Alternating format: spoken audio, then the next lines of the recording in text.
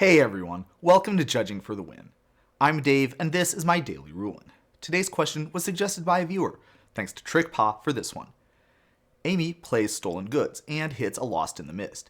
Can she use it to return Nick's grizzly bears to its owner's hand? Okay, so obviously she could do this if Nick played a spell for her to counter, but Nick's not stupid. He got to see Amy exile Lost in the Mist too, so he probably isn't just going to play a spell into it. Given that, the really interesting question here is whether Amy can play the Lost in the Mist without having to cast and tribute another spell of her own in order to make that happen.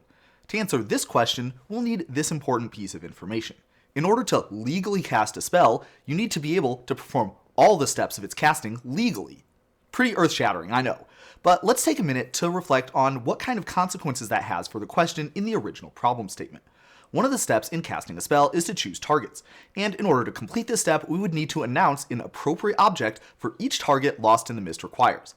That's going to be a problem because one of the targets it requires is a spell.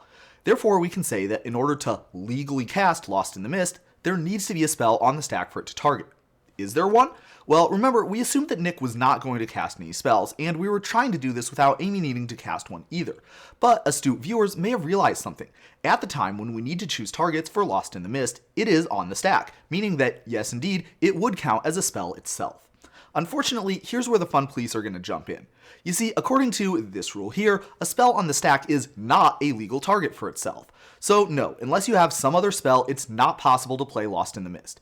If we were dealing with a Sublime Epiphany, we could make this trick work. Targeting a spell with that is not required as long as we don't choose the counterspell mode. Likewise, it would be possible to play a Roiling Waters even if your opponent didn't have any creatures, because that says up to 2 target creatures.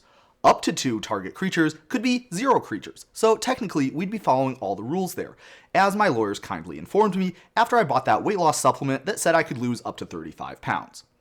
For one more thing that might make this trick work if we could change it, let's take a look at this card, Talent of the Telepath. We'll say that Lost in the Mist is the only instant or sorcery that we hit. Could we cast it? And the answer this time is surprisingly yes. The reason has to do with a difference in how Talent of the Telepath functions. Let's observe that Stolen Goods says that you can cast the exiled card until end of turn.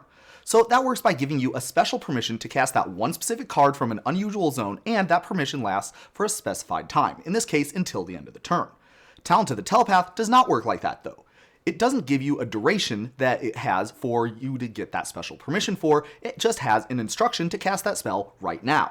So that's what you would do, you would cast that spell when you receive that instruction, i.e. during the resolution of Talent of the Telepath.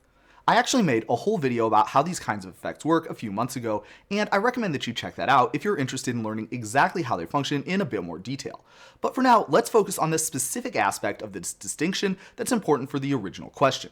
Talent of the Telepath does not go to its owner's graveyard until it's done resolving, which means that at the time when you're asked to choose targets for Lost in the Mist, the talent is still on the stack, and that means it's a valid choice for when you need to make a target of a spell. What's more, in Magic, you can't have 2 spells resolving at the same time. And since Talent of the Telepath is resolving right now, then the spell that you cast with Talent of the Telepath does not start resolving until after all of the steps of Talent's resolution have been completed. When the Lost in the Mist starts to resolve, it will notice that one of the targets is not there anymore. The spell you targeted is no longer on the stack because it's already resolved. And because at least one of its targets is still legal, it will still continue to resolve and do as much as it can. That will be returning the grizzly bears to Nick's hand, even though Amy did not have to lose a spell of her own, which is exactly what she wanted. Pretty cool trick, right? Join me again next time for another daily ruling, but until then, I hope you have a great day.